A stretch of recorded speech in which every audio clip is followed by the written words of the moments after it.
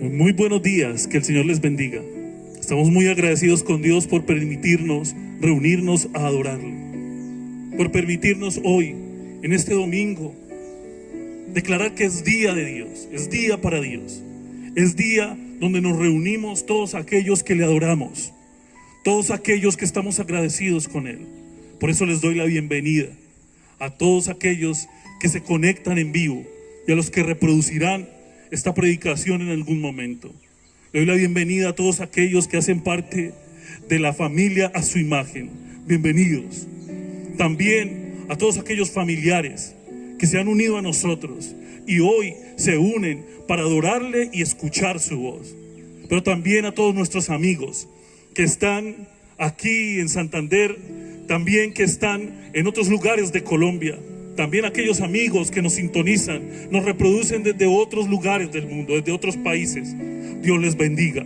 Nos hemos unido hoy para exaltar su nombre, para decirle santo, para decirle que Él es digno de suprema alabanza. Pero también nos hemos reunido hoy para que Él hable a nuestro corazón, para que Él nos guíe. Por eso vamos a hacer una oración y vamos a pedirle al Señor su dirección, que sea Él hoy hablando a nuestras vidas, sea Él hoy hablando a cada casa, hablándole a cada familia, a cada hombre, a cada mujer que necesita una palabra de Dios. Pero también nos hemos reunido para que Él conteste muchas preguntas que se están surgiendo en nuestros corazones en estos días. ¿Qué es lo que el Señor quiere? ¿Qué quiere que hagamos? ¿Qué quiere hablarnos? ¿Qué quiere instruirnos? Únase conmigo en esta oración. Padre, te damos gracias. Nos hemos reunido los que anhelamos tu presencia y tenemos sed de ti. Nos hemos reunido porque, Señor, hay un fuego que arde en nuestros corazones. Es un deseo por ti. Es un deseo por escuchar lo que tú tienes para decirnos, porque queremos ser guiados solo por tu palabra. Es un deseo por tomar tu mano y que tú nos guíes por el camino perfecto, por el camino indicado, aquel que nos lleva a tu presencia y que un día nos llevará delante de ti, justificados delante del Padre. Yo te pido, Señor, que hoy tomes mi vida, tomes mi boca, tomes todo lo que soy y háblanos tu palabra. Que no sean palabras de conocimiento humano, de sabiduría humana, sino que sea palabras del Espíritu, demostración del Espíritu y de poder, el poder que tiene tu palabra. Damos gracias, Señor, y quedamos en tus preciosas manos, en Cristo Jesús. Amén y amén. Hoy quiero compartir con ustedes el tema los que creen. Los que creen. Y para eso quiero que me acompañe leyendo en el libro de los Hechos, capítulo 11, versículos 19 al 21.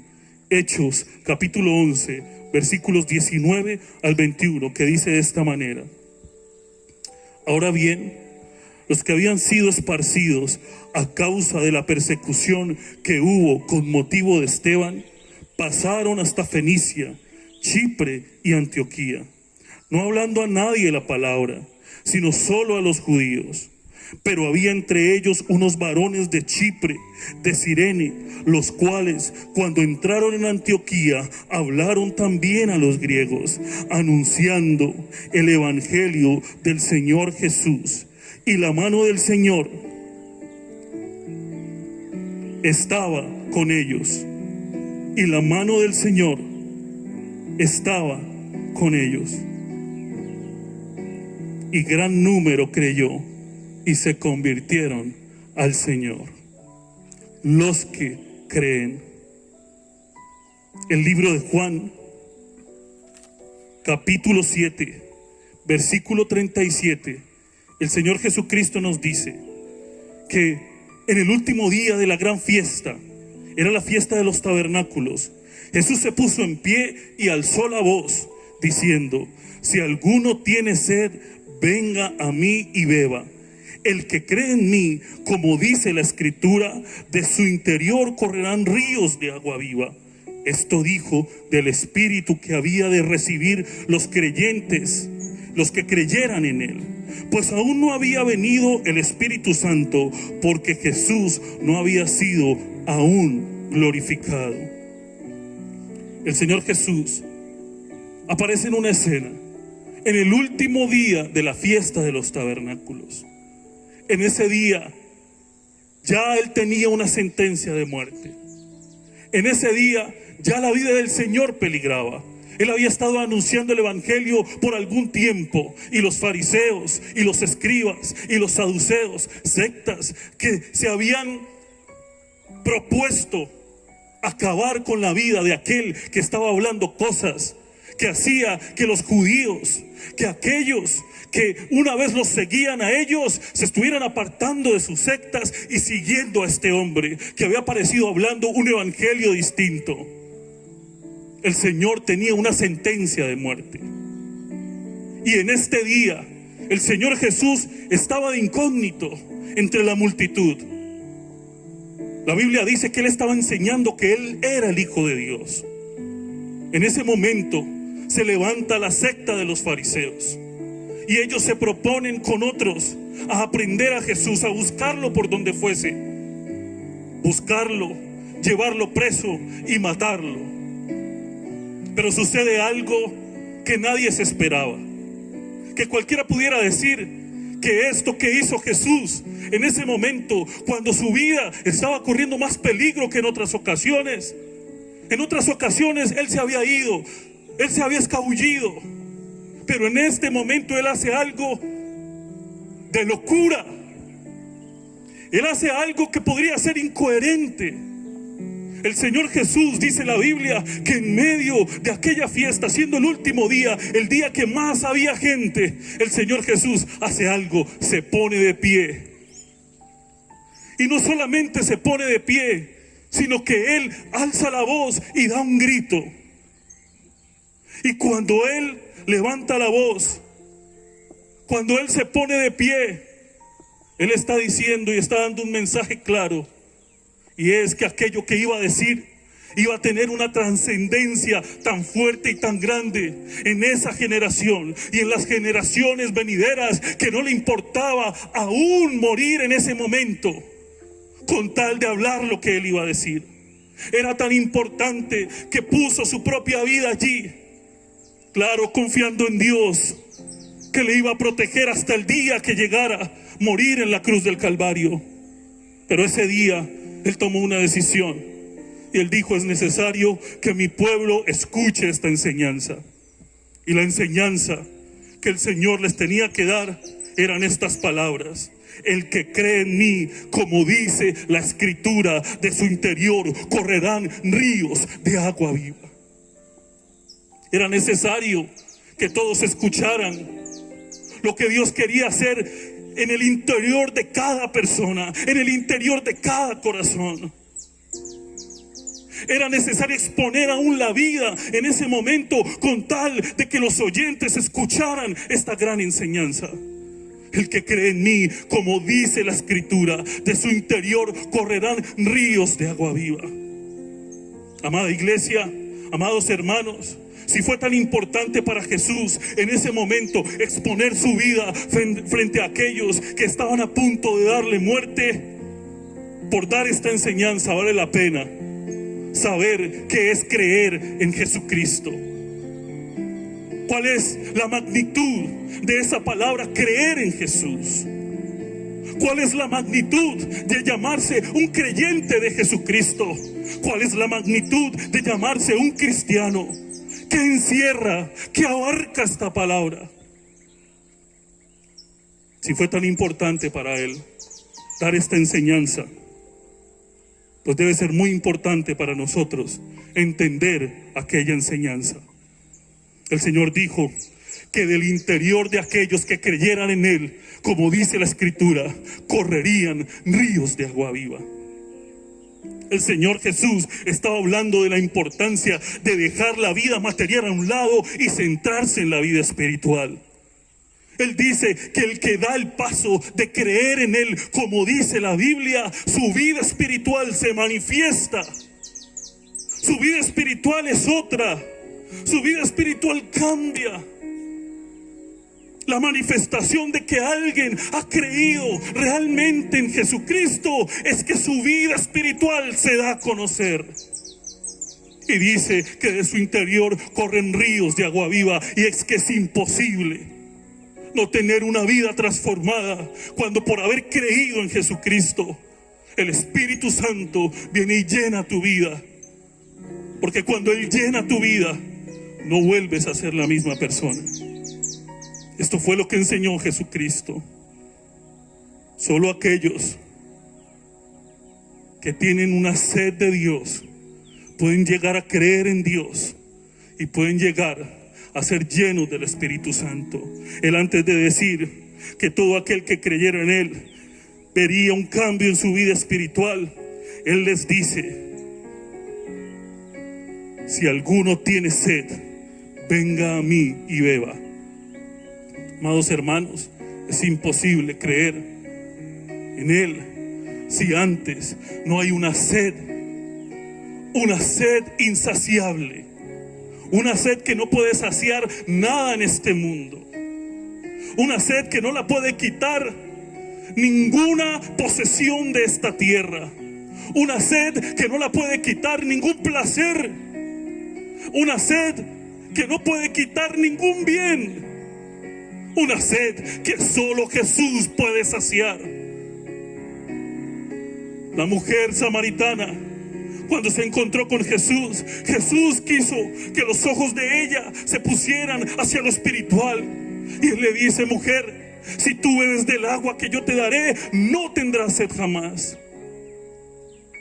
Y aquí es cuando viene la pregunta: ¿por qué muchos que han dicho creer en Jesucristo siguen teniendo sed? ¿Por qué no se les ha saciado la sed? Porque siguen viviendo vidas normales y poco espirituales. ¿Será que creímos realmente en Jesús? Mis amados hermanos, y esto nos lleva al libro de los Hechos, el pasaje que acabamos de leer, Hechos 11, capítulo 11, versículo 19 al 21, y tenemos que ver lo que pasó en este momento en aquellos cristianos.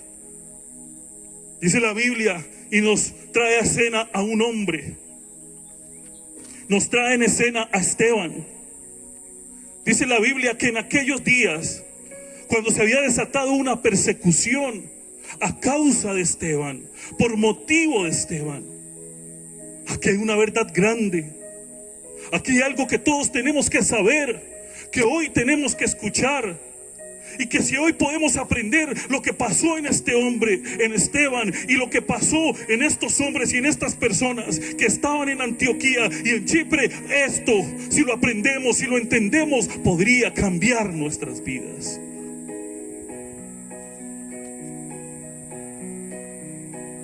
Tenemos que saber qué es creer en Dios. Tenemos que entender como cristianos qué es creer en Dios. Aquí se nos presenta una situación en los que aquí son nombrados en el libro de los Hechos, creen en Jesús, y ellos nos sirven de ejemplo para que todos podamos seguir estas enseñanzas. Mis hermanos, y yo les quiero hablar de lo primero que pasó en la vida de Esteban. Esteban, nos dice la Biblia en el capítulo 6 del libro de los Hechos, que fue escogido como uno de los diáconos. La Biblia nos dice que, lleno de gracia y del Espíritu Santo, Esteban hacía señales y prodigios extraordinarios entre el pueblo.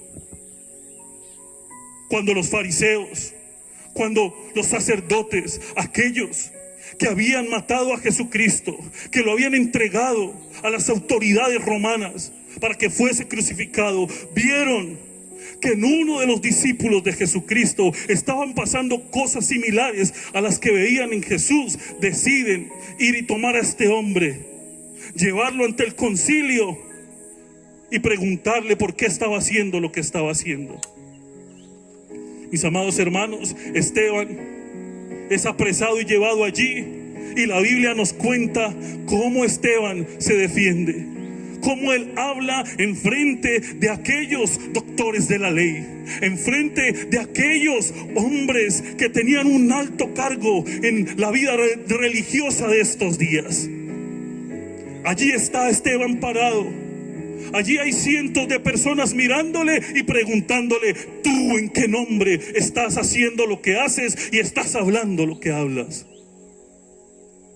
Esteban solo mira al cielo y responde de una manera tan extraordinaria que nos muestra que realmente creer, nos muestra que este hombre realmente creyó en Jesucristo como la Escritura lo decía. Y mis amados hermanos, lo primero que tenemos que entender para creer en Dios, como dice la Escritura, es creer en el Dios de la Escritura, creer en el Dios de la Biblia. Y es muy importante que entendamos que para hablar y creer en el Dios de la Biblia tenemos que hablar de Esteban y de este gran suceso. Hombre lleno de Dios, hombre lleno de fe, hombre en el cual se hacían milagros extraordinarios.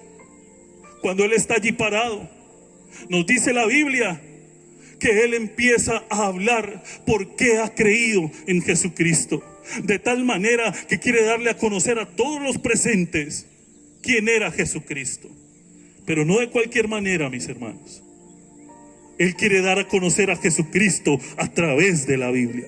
Él quiere demostrarle a todos los que están presentes cómo aquel que ellos crucificaron, que ellos entregaron, que ellos dieron a cambio de un hombre que no merecía salvación, que no merecía que fuese tomado y cambiado por Jesucristo. Esto era Barrabás, un criminal. Ellos prefirieron al criminal que al justo. Ahora Esteban está al frente de ellos y les está dando las razones de por qué este era el Hijo de Dios. Mis amados hermanos, Esteban había creído firmemente en Jesucristo. Y había creído en Jesucristo como decía la Escritura. Todos los demás que estaban allí presentes habían rechazado a Jesús. Todos los que estaban allí no habían reconocido a Jesús como Mesías, aunque esperaban a un Mesías. Ellos creían que el Mesías no podría haber venido como vino Jesucristo. Ellos esperaban a un Mesías venido en un caballo blanco entrando a Jerusalén. Ellos esperaban que este Mesías tuviese un ejército detrás de él, siguiéndole, respaldándole con armas. Ellos esperaban un líder político. En cambio, entra Jesucristo en un asno que ni siquiera era de él, sino que era prestado. En cambio, entra Jesucristo de una manera sencilla. Y lo que hizo este momento especial fue que muchos que lo vieron entrar sabían y conocían las Escrituras. Y las Escrituras habían dicho que él entraría en un pollino, en un asno. Esteban sabía que Jesucristo, por la Biblia, era el Mesías. Por eso empieza desde el libro del Génesis, pasando por los salmos y los profetas, a demostrar con las Escrituras que Jesucristo era el Mesías. Mis hermanos, y esto nos enseña y nos da un ejemplo. Así como creyó Esteban, así deberíamos creer nosotros. Esteban, en ese recuento de la Biblia, nos enseña cómo creer, porque él pasa por varios hombres de la Biblia, varios hombres de la historia bíblica, y empieza por Abraham. Él empieza por aquel que un día Dios llama y escoge. Él nombra a Abraham porque para aquellos fariseos Abraham era su padre. Pero cuando Esteban nombra a Abraham, quiere dar una enseñanza. ¿Y quién era Abraham? ¿Qué hizo Abraham? ¿Cómo creyó Abraham en Dios? Pues mis hermanos, Abraham es sinónimo de obediencia. Creer en Dios es ser obediente como primera medida. La Biblia dice que Dios llama a Abraham un día normal y Dios le dice a Abraham: Abraham, vete de tu tierra y vete de tu parentela a la tierra que te voy a mostrar. La Biblia nos dice que Abraham no preguntó nada. Abraham no tuvo dudas en su corazón. Abraham tomó su parentela. Abraham tomó lo que era de él y salió de Ur de los Caldeos, obedeciendo al Dios que le había hablado, al Dios de la Biblia. Mis amados hermanos, eso es creer en Dios. Es obediencia inmediata a lo que Dios ha dicho. Es aceptar que Dios viene a cambiar mi vida. Porque dice la Biblia que Dios le dijo a Abraham: sal de tu tierra y de tu parentela. Y algún tiempo después el padre de Abraham muere. Pero Dios no deja que Abraham disfrute ni una sola cosa, ni una sola herencia que su padre terrenal le hubiera podido dar. Era tiempo de una transformación. Era tiempo de que Abraham dejara la vida pasada. Era tiempo de mirar adelante y recibir la vida que Dios ahora le estaba mostrando a Abraham. Mis amados hermanos, es triste ver cómo hoy en día muchos han dicho creer, pero no han entrado a obedecer lo que Dios ha dicho, y mucho menos a vivir una vida distinta a la que vivíamos antes. ¿Cómo podemos decir creer si no hemos obedecido a lo que Él nos ha mandado? ¿Cómo podemos decir creer en Él si aquello que está escrito en la Biblia que Él nos manda a cumplir ni siquiera lo conocemos? ¿Cómo decimos creer si Él nos pide cambios, si Él nos pide dejar la vida antigua y no podemos dejarla? Dice el apóstol Pablo a los Corintios en su segunda carta, capítulo 5, versículo 17: de modo que si alguno está en Cristo, nueva criatura es. Las cosas viejas pasaron, he aquí, todas son hechas nuevas. Eso es obediencia, amada iglesia. Eso es obediencia.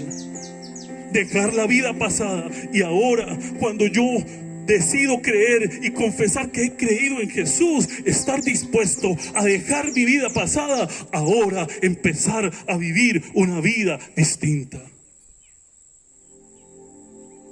Lo segundo, en el recuento de Esteban aparece otro hombre. Este hombre se llama José. Esteban nombra a José, aquel hijo de Jacob, aquel que tuvo un sueño dado por Dios. Y cuando él confiesa ese sueño y le cuenta ese sueño a sus hermanos, él es menospreciado. Este joven es tirado, casi muerto. Después se convierte en esclavo, es vendido como esclavo, vive años en la cárcel, pero siempre fue virtuoso. Llega a la casa de un hombre poderoso, allí también sobresalió, pero tuvo que vivir un momento difícil, donde Satanás le tentó para que cayera y dejara de confiar en Dios. José nos quiere a nosotros enseñar que creer en Dios es creer, pero para ser fiel. Creer es fidelidad. José fue fiel, aunque fue rechazado por sus hermanos. Y la palabra fidelidad en estos días es una palabra en la que hemos quitado el valor que se tiene de esta palabra. Hoy en día no se piensa en fidelidad entre parejas o cónyuges. Esa palabra se está dejando de lado. Se está tomando como algo tan poco valioso. Se está dejando la fidelidad de los padres hacia los hijos. Fidelidad es amor. Fidelidad es mantenerme firme en ese amor que te tengo, a pesar de que vengan cosas difíciles, a pesar de momentos difíciles. Fidelidad es la que se confiesa aquel día cuando estamos en el altar con la mujer que Dios nos dio. Y aquel hombre que está llevando la ceremonia dice que vamos a estar juntos hasta que la muerte nos separe, a pesar de escasez. Vamos a estar juntos a pesar de momentos difíciles, a pesar del carácter de cada uno. Vamos a permanecer fieles. Mis amados hermanos, y cómo hoy en día se puede permanecer fiel a alguien cuando ni siquiera estamos tomando por importante permanecer fieles a Dios, aquel creador que nos hizo. José es el mayor ejemplo de fidelidad. Sus hermanos lo venden, lo tiran. Aún él seguía permaneciendo fiel a Dios, aunque recibió el rechazo de toda su familia, de todos sus hermanos. Pero no solo eso, aunque fue tentado por aquella mujer de Potifar, él permaneció fiel. Él prefirió huir. Porque, mis hermanos, si él se mantiene en ese lugar, él tal vez dijo, tal vez no pueda ser fiel a mi Dios. Es necesario correr. Por eso el apóstol Pablo, en su primera carta a los Corintios, capítulo 6, versículo 18, dijo: huid de la fornicación. Cualquier otro pecado está fuera del cuerpo, pero el que fornica contra su propio cuerpo peca. Eso lo entendió José y lo vivió muchos años antes. Él dijo: tengo que huir para ser fiel. ¿Cuántos han decidido huir? Antes ha pasado lo contrario. Se nos ha presentado la tentación y muchos ya no tienen por importante huir, sino que se creen demasiado fuertes para enfrentarla y han resultado cayendo y dejando de ser fieles a Dios. ¿Cómo una persona puede decir que es fiel a Dios si sigue cayendo en fornicaciones y en pecados de moralidad? Es necesario, es coherente que nosotros digamos creer en Dios si permanecemos fieles. Pero no solo eso, mis amados hermanos. José se mantuvo fiel aunque fue prosperado. Este hombre se mantuvo fiel. Dios le exaltó al punto a ser el segundo al mando de la nación más poderosa de aquellos días. No se podía tomar una decisión en Egipto si José no daba el aval. Si José no decía que sí, no se hacía. Si José decía que no, no se hacía. Él tenía que sellar cada decisión con su anillo. Dios le había dado esa prosperidad. Y aún cuando fue prosperado, siguió permaneciendo fiel. Esto es, mis amados hermanos, fidelidad. Muy distinto a lo que está sucediendo en estos días. Dios bendice a algunos. Dios prospera a algunos. Dios les da bendición a otros. Y cuando reciben la bendición, se olvidan del Dios que los bendijo. Y allí, mis amados hermanos, es la mayor prueba de fidelidad, cuando Dios ha bendecido. Mientras hay necesidad, muchos se mantienen fieles. Pero cuando viene la bendición, ¿cuántos pueden seguir fieles? Mis amados hermanos, esto es creer en Dios, como dice la Escritura. Y por eso Esteban está exponiendo la fidelidad, la obediencia en frente de aquellos que necesitaban escuchar que era creer en Jesucristo.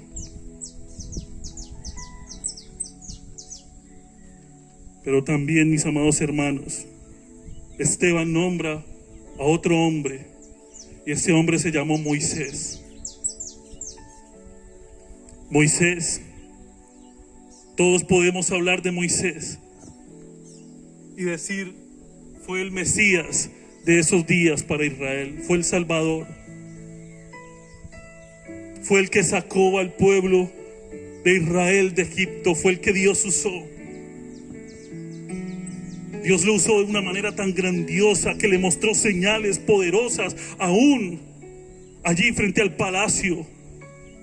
del rey de Egipto, del faraón. Podemos decir que él fue el que se presentó y hizo esa oración, intercedió a Dios para que se abriera el mar, uno de los milagros más extraordinarios documentados en la historia de la humanidad. Podemos decir que Moisés fue ese hombre que cuando el pueblo pidió carne, pidió a Dios, y Dios envió carne a todos los judíos. Cuando tuvieron sed y renegaron, Moisés actuó de tal manera que una piedra, una gran piedra, derramó agua y sació la sed de todos los israelitas. Pero mis amados hermanos, ¿cuántos podemos hablar del proceso que vivió Moisés? Creer en Dios es creer y aceptar el proceso de Dios en nuestras vidas. Dice la Biblia que creció con tanto poder, que creció con tanta bendición en el palacio de los egipcios, que era poderoso en su manera de hablar, que era poderoso en sabiduría. Llegó el día donde vio que uno de los egipcios estaba golpeando a uno de los judíos, de los israelitas, y se llenó de ira, matando al egipcio. Cuando quiso después ir a separar a dos israelitas, uno de ellos le dice: pero tú, ¿qué vienes a decirnos a nosotros si tú mataste al egipcio? Este hombre sale corriendo, resulta siendo un pastor de ovejas después de ser un poderoso en el palacio del faraón, y empieza un proceso de 40 años pastoreando ovejas. Allí todo el ego, ese carácter iracundo que tenía Moisés, Dios lo aplaca y Dios lo prepara para que fuese aquel que Dios iba a usar para sacar al pueblo de Israel de Egipto y mostrarles tan grande gloria. Amados hermanos, creer en Dios es creer en el proceso que Él quiere hacer en nuestras vidas para mostrarnos su gloria, aún así sea en el desierto. Pero ¿cuántos queremos pasar ese proceso? ¿Cuántos no queremos pisar ese proceso? Quisiéramos salir del palacio directo a la tierra prometida. Quisiéramos salir del palacio directo a tomar leche y a comer miel. Pero Dios no actúa de esa manera, porque Dios nos ama, mis hermanos. Dios sabe de qué tenemos necesidad. Él sabe que muchas veces no puede bendecirnos porque no hemos pasado por el mayor proceso, por lo más importante. Se tiene en poco el proceso. Es necesario que entendamos que creer en Él es estar dispuestos a pasar ese proceso. Y allí está Esteban, frente a ese concilio, y él acaba de recitar las escrituras. Él acaba de demostrarles por qué Jesucristo era el Mesías a través de las escrituras. Él estaba cumpliendo que creía en Jesús, como decía la escritura, pero no solamente eso, sino que él estaba con su boca confesando, enseñando, dando a conocer que él, Jesucristo, era el Mesías de las escrituras. Mis amados hermanos, después de esto pasa algo extraordinario. Este hombre, demostrando su inocencia frente a aquellos detractores, no le toman en cuenta todo lo que ha dicho y todo lo que ha demostrado, y lo condenan a muerte. Esteban es sacado de ese lugar, es llevado al lugar de sacrificio, de muerte. Era un lugar donde apedreaban a los delincuentes. Allí expuesto, y empiezan uno a uno a pasar, tomar una piedra y arrojarla a Esteban. Esteban en ese momento empieza a recibir pedradas, empieza a ser herido, flagelado por causa de anunciar el evangelio de Jesucristo. Y allí Esteban nos muestra otra característica de alguien que cree en Dios, como dice la Escritura. Primera de Juan, capítulo 4, versículo 20 nos dice: si alguno dice, yo amo a Dios, y aborrece a su hermano, es mentiroso. Pues el que no ama a su hermano, a quien ha visto, ¿cómo puede amar a Dios a quien no ha visto? Esteban está siendo maltratado, está recibiendo pedradas, pero es impresionante cómo este hombre, en aquel momento, cuando está a punto de morir, cuando está a punto de expirar, él pudo haber pensado o haber sentido: ¿cómo me están haciendo esto si acabo de demostrarles que Jesús es el Cristo? ¿Cómo me están haciendo esto si en medio del pueblo lo que he hecho son prodigios y señales y ayudar a los demás? Él pudo haber dicho: Señor, condénales. Él pudo haber dicho: Señor, no merecen tu salvación. Pero lo que nos dice la Biblia es que Esteban hizo algo como lo que hizo Jesucristo aquel último día de las fiestas de los tabernáculos. Lo que nos dice la Biblia es que cuando está a punto de morir, Esteban mira al cielo, levanta su voz y grita para que todos lo escuchen: Padre, no les tomes en cuenta este pecado. Mis amados hermanos, lo que tiene que hacer aquel que ha decidido creer en Dios, como dice la Escritura, es cumplir con aquel mandamiento. Cuando aquellos hombres le dijeron al Señor: Señor, ¿cuál es el mandamiento más importante? El Señor les dice: ¿no han leído? ¿No conocen? Uno es Dios, y amarán al Señor su Dios con todo su corazón, con toda su alma, con toda su mente y con todas sus fuerzas. Pero el Señor le añadió el segundo mandamiento, en aquel que se resumía toda la ley, unido al primero: y amarás a tu prójimo como a ti mismo. Aquel que ha decidido creer en Jesús, como dice la Escritura, cumple este mandamiento: ama a su prójimo. Y esto fue lo que hizo Esteban aquel día. Esteban vio a todos aquellos que lo estaban apedreando, a todos aquellos que lo estaban condenando, y él solamente clamó a Dios misericordia por ellos, porque Esteban creía en Jesucristo, porque Esteban sabía que el Señor les había mandado amar al prójimo, porque Esteban sabía que el Señor había dicho que fueran por las naciones predicando el evangelio y haciendo discípulos. Pues ¿qué creen ustedes, mis amados hermanos? Aquel día, por él haber creído en Jesús, como decía la Escritura, y haber hecho esa oración, lo más probable es que entre aquellos que estaban apedreando a Esteban ese día estuviera Saulo de Tarso, aquel que era la peor persecución, que había desatado la peor persecución sobre los judíos, sobre los cristianos en esos días, y era el apóstol Pablo, que en ese momento no era apóstol, era Saulo. Pero Esteban hace una oración. Tiempo después, Jesús decide llamar a Saulo. Jesús se revela a él, se convierte en el apóstol Pablo, y fue aquel que inundó el mundo del evangelio de Jesucristo. La oración de Esteban, la oración de Esteban, el amor de Esteban por el prójimo. Pero a nosotros nos pasa lo contrario. A nosotros alguien nos hace algo, nos mira feo, y ya nosotros nos sentimos defraudados, ya nos sentimos dolidos.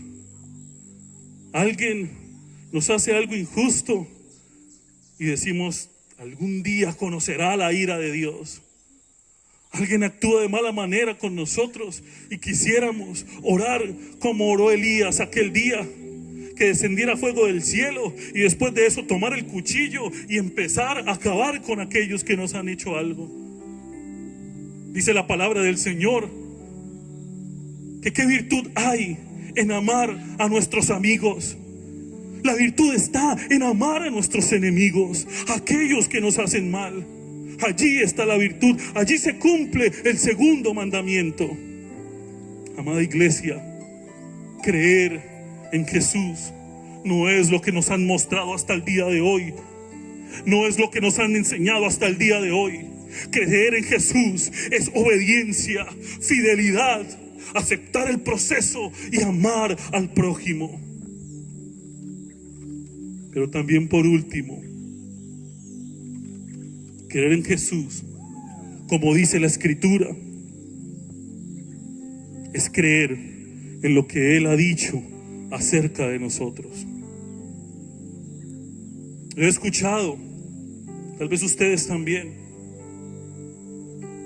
esta regla o esta operación: amar a Dios, amarnos a nosotros mismos y amar a los demás. Pero mis amados hermanos, este es el gran problema del cristianismo de hoy en día, que están amando a Dios o dicen amar a Dios, se están amando a sí mismos y por último dejan el amar al prójimo. Hay dos mandamientos: amar a Dios y amar al prójimo. Cuando el Señor está enseñando y diciendo ámenlo como ustedes mismos, no le está dando virtud a amarse a sí mismo. El Señor está diciendo así como ustedes serían capaces de amarse a sí mismos, así como ustedes serían capaces de hacer lo que fuese por mantenerse, por mantener su vida, por mantener su bienestar, así ustedes deberían amar al prójimo. Eso fue lo que quiso decir Jesucristo. Pero hoy en día se está tomando esta palabra de otra manera. Y queremos primero decir que amamos a Dios para después amarnos a nosotros mismos. Y los que se aman a sí mismos, mis hermanos, son aquellos que lo único que quieren es llenar sus estómagos. Son aquellos que solo quieren palabras lindas, evangelio lindo, pero no entienden que el evangelio es obediencia, fidelidad y proceso, amar al prójimo. Mis amados hermanos, creer en Jesucristo va más allá. Él mismo dijo: el que quiera venir en pos de mí, niéguese a sí mismo, tome su cruz y sígame. Creer en Jesucristo, mis amados hermanos, es aceptar lo que Él dice de nosotros, no lo que nosotros pensamos de nosotros mismos. Es aceptar lo que Él ha dicho. Y lo que Él ha dicho es esto: Él ha dicho que somos su especial tesoro.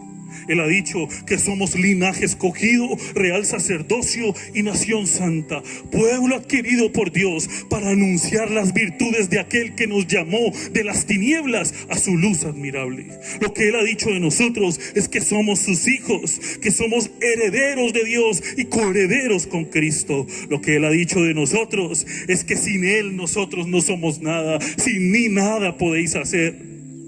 Lo que Él ha dicho de nosotros es que nos bendecirá: haré de ti una nación grande y te bendeciré. Lo que Él ha dicho de nosotros es que Él estaría con nosotros todos los días hasta el fin del mundo. Y lo que Él ha dicho de nosotros es que Él vendría por nosotros un día, cuando venga por segunda vez por su iglesia. Mis amados hermanos, creer en Jesucristo va más allá de hacer una confesión. Creer en Jesucristo es como dice la Escritura. Creer en Jesús es llevar nuestra fe, es llevar nuestra certeza de Él más allá. Y solo se lleva más allá cuando somos capaces de obedecer como Abraham, cuando somos capaces de ser fieles como José, cuando somos capaces de aceptar el proceso como Moisés, cuando somos capaces de amar a los demás como Esteban. Solamente allí podemos llamarnos verdaderos cristianos. Nos dice la Biblia en Hechos capítulo 11, versículos 19 al 21, que aquellos que estaban siendo perseguidos a causa de la muerte de Esteban, ellos habían decidido no hablar el evangelio a todo el mundo. Ellos solo hablaban a los judíos. Pero dice la Biblia que unos varones de los que no se dice nombre se levantaron y empezaron a predicar a los griegos. Dice la Biblia que cuando ellos hicieron esto, la mano del Señor estuvo con ellos. Y cuando la mano del Señor estuvo con ellos, muchos creyeron en Jesucristo el Señor. Y allí, entre estos que creyeron, por primera vez, se les nombró cristianos a aquellos que seguían a Cristo. Hoy en día, muchos se dicen llamar cristianos o seguidores de Cristo sin creer en Jesús, como dice la Escritura. Hoy yo quiero, mis hermanos, que podamos entender por la palabra qué es creer en Jesús, qué es lo que Él quiere que nosotros hoy entendamos. Y si tú a partir de hoy te vas a seguir llamando cristiano, es porque vas a cumplir estas cosas. Es porque vas a seguir el ejemplo de Abraham, de José, de Moisés, de Esteban y de los hombres que nos dieron ejemplo en la palabra y se llamaron con orgullo cristianos. Solamente en ese momento vamos a poder ver un avivamiento en este siglo. Un avivamiento que se empezó a dar desde el siglo XIV hasta el siglo XIX, pero en el siglo XX y en el XXI ha parado ese avivamiento. Solamente cuando creamos en Jesucristo, como dice la Escritura, podremos ver que se difunde de una manera extraordinaria el Evangelio en todo el mundo. Por eso te motivo, mi amado hermano, mi amada hermana, mi querido oyente, a que seamos una generación que cree en Jesucristo, como dice la Escritura. Por favor, cierra tus ojos allí donde estás. Y vamos a orar al Señor, que queremos ser llamados verdaderos cristianos, como aquellos de Antioquía y de Chipre. Precioso Espíritu Santo, tu palabra nos dice que el que cree en Jesucristo, como dice la Escritura, de su interior correrán ríos de agua viva. Yo sé que muchos de mis hermanos se han preguntado, ¿por qué en mí no se cumple esta palabra? ¿Por qué en mí no corren ríos de agua viva? Porque yo no siento al Espíritu Santo. Porque yo no estoy viendo transformación en mi vida. Porque yo veo que soy el mismo y caigo en las mismas cosas siempre. Porque yo veo que mi carácter es más difícil cada día. Porque he tratado de dejar aquellos pecados de inmoralidad y no he podido. Porque he tratado de ser un verdadero discípulo de Jesús y no he podido hacerlo. Porque de mi interior no han corrido esos ríos de agua viva. Y hoy he entendido, Señor, que es porque no he creído en Jesús, como dice la Escritura. Por eso te pedimos, Señor, hoy, que por favor nos ayudes en nuestra debilidad.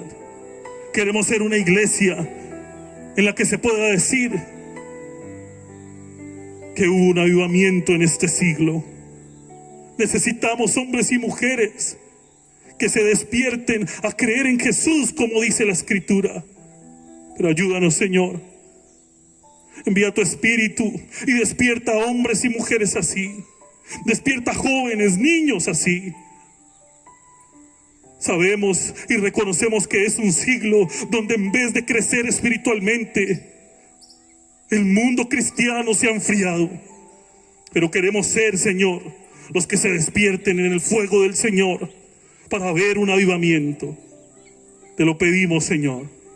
Yo te pido por mis hermanos allí en cada casa, en cada hogar, que ellos puedan tomar la decisión de creer en Cristo, como dice la Escritura. Ayúdanos, Espíritu Santo, en el nombre del Señor Jesús, nuestro Señor. Amén y amén. Mis amados hermanos, que el Señor les guarde y que el Señor les bendiga. A la puerta yo estoy.